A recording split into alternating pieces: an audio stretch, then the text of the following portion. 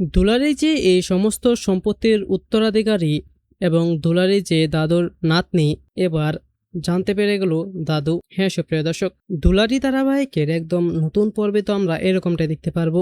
বিস্তারিত জানতে চাইলে এখনই ভিডিওটা একটি লাইক দিয়ে চ্যানেলটিকে সাবস্ক্রাইব করে একদম শেষ পর্যন্ত দেখতে থাকো।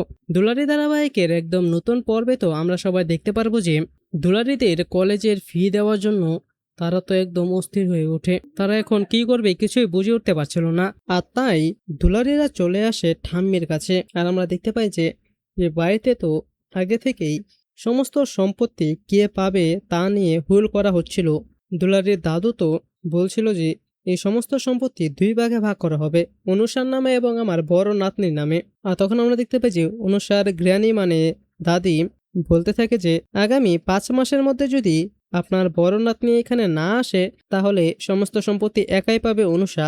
আর আমরা দেখতে পাই যে তখন দুলারির দাদি বলতে থাকে যে আমি বিশ্বাস করি আমার নাতনি আগামী 5 মাসের মধ্যে এই বাড়িতে আসবে, অবশ্যই আসবে। আর আমরা দেখতে পাচ্ছি ঠিক তখনই এ কথা বলতে বলতেই দুলারি ওই বাড়িতে চলে আসে। ওই বাড়িতে তার পা পড়ে, কিন্তু এখন তো তাদের মধ্যে কোনো পরিচয় নেই যে সেই যে তার হারিয়ে যাওয়া নাতনি।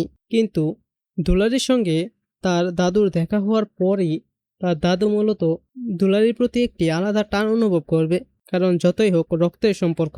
আর এভাবেই কিছুদিন যাওয়ার পর যখন 5 মাস হতে যাবে তার আগেই মূলত দাদু দুলারির সমস্ত পরিচয় বের করার জন্য লোক লাগাবে এবং দাদুর লোকেরা দুলারির সমস্ত পরিচয় বের করতে গিয়ে জানতে পারবে যে আসলে দুলারি আর কেউ না, এই বাড়িরই নাতনি। আর তখন তো দাদু খুশিতে কান্না করতে থাকবে যে আমার নাতনি আবারও ফিরে এসেছে। আর এই বলে সে দুলারিকে জড়িয়ে ধরবে আর বলবে যে দাদু ভাই তুই এতদিন কোথায় ছিলি, আমি তোকে কত খুঁজেছি।